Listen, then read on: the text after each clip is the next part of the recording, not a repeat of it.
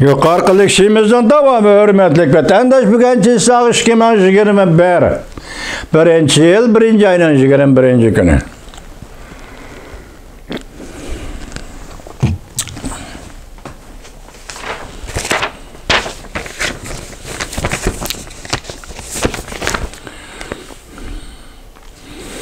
Bu qural bilan biz muhim ishlarni ilgari suramiz. Jungo'ning Xinjiangda mustamlik Uyg'uristonda Uyg'urlar qaratgan muomalasi xalqaro jamiyatning izchil ayblashiga uchrab keldi.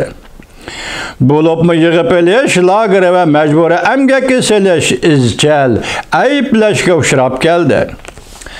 Davlat ishlar kotibi Mike Pompeo'ning haftaning 2 kuni yuqoridagi axborot e'lon qilishi Joe Bidenning vazifaga o'tirishiga bir kun vaqt qolganda e'lon qilindi. Xinjiang masalasida, mustamlika Uyg'uriston masalasida Joe Bidenning hukumat kabineti saylov mezgilida mundaq ko'rsatgan. Jungo hukumatining Xinjiangda qilganlari atkanlari irqiy qitosh jinoyati paydo qildi.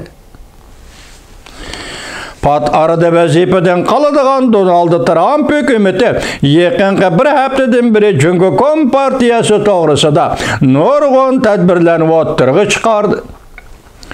Jumladan Hong Kongda texnik ko'p hukumat amaldorlariga embargo yurgizdi. Texnik ko'p Jungo shirkatlarini qor tizimlikka tizimladi. Tayvan Amerika amaldorlarining o'zaro berib kelishiga qo'yilgan chekni bekor qildi. Davlat ishlar kotibi Mike Pompeo mundaq ko'rsatdi. Bu tadbirlar aldirab o'tirg'i chiqarilgan qaror va tadbirlar emas, balki cho'nqori oylanib chiqarilgan qaror va tadbirlar edi.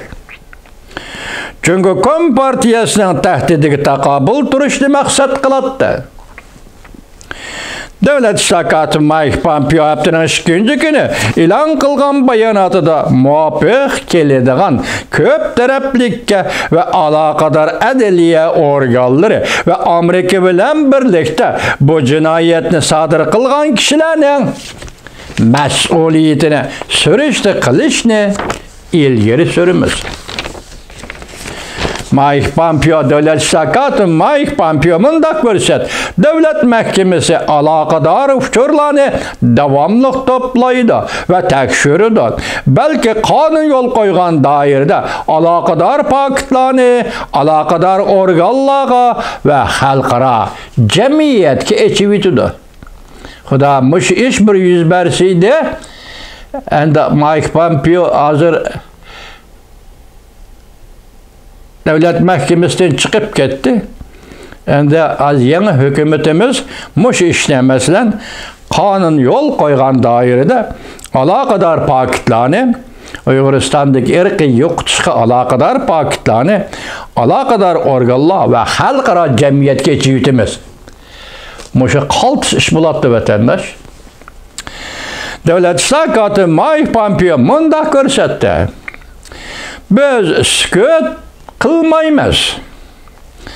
Agar Jungo Kompartiyasi o'zining xalq oldida, ya kechiringlar, o'zining xalqi oldida irq yo'qotish va insoniyatga qarshi jinoyat sodir qiladigan bo'lsa, shuningdek bilinib turdiki, kelgusida erkin dunyoga texmo xohlagancha harakat qo'llanaveradi.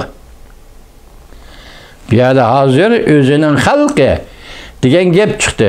O'zining xalqiga Jungo Kompartiyasi irq yo'qotish siyosati qo'llanmaydi. Demak, o irq yo'qotish siyosati qo'llangan ekan, bugun mustamlik Uyg'uristonda Uyg'ur Jungoning xalqi emas, Kompartiyaning xalqi emas vatandoshlar. Hargiz.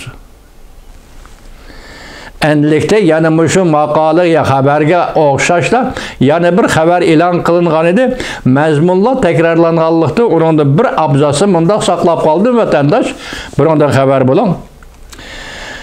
Jungo Kompartiyasi Xinjiangda irq yo'qotish jinoyati o'tkazdi deb belgilangan mutaxassislar Amerikaning bu yangi qarori Yevropani yetaklab kirdi deb mo'ljallanadi. Mavzulu xabar 1-ayning 20-kuni Amerika ovozdan Xitoy tili programmasi e'lon qilindi. Xabar mundaq ko'rsatildi. Birlashgan Davlatlar Tashkilotining bayonotchisi Dojalik Xitoychada ashundaq qopdi, ingliz ism berilmabdi, men shu xitoycha til bilan aytdim vatandosh.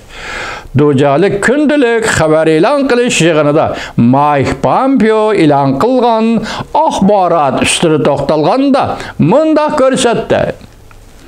Birlashgan Davlatlar Tashkiloti Amerikaning maydoniga diqqat qildi. Birlashgan Davlatlar Tashkilotining bosh kotibi Guterres Şinjan'da, yani Müstemlik Uyg'uristonda yuz berayotgan ishlarga ko'ngil bo'ladiganligini bildirdi.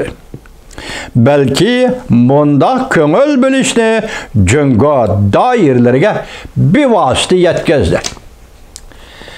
Yuqorida vatandaşlarım bir tarixiy payt, masalan, Amerika Qo'shma Shtatlari yangi hukumat, yangi prezident qasam berib, vazifa o'tashga yoki Oqsaroyga kirishga tayyorlanayotgan yoki o'rinlangan, shuni bejirgan bir paytda, shu paytning arpsida Amerikada sobiq prezident Donald Trump va sobiq davlat ishlar kotibi Mike Pompeoning Uyg'urlar to'g'risida chiqqan qarori. Mike Pompeoning qalamidagi axborot, bayonot. Bu bayonotda nima deyildi vatandosh? Xitoy hukumatining, jungo hukumatining hozir Şinjan'da, yani bizning tilimizda Müstemlik Uyg'uristonda yo'l qo'yayotgan siyosati, Uyg'urlarga qaratilgan va boshqa sonliq millatlarga qaratilgan siyosati irq yo'qotish jinoyati o'tkazganlik va jinoyati o'tkazdi deb bekitish, insoniyatga qarshi jinoyat o'tkazganlik va insoniyatga qarshi jinoyat o'tkazdi deb bekitish bu axborot shaklida e'lon qilindi. Vatandaşları.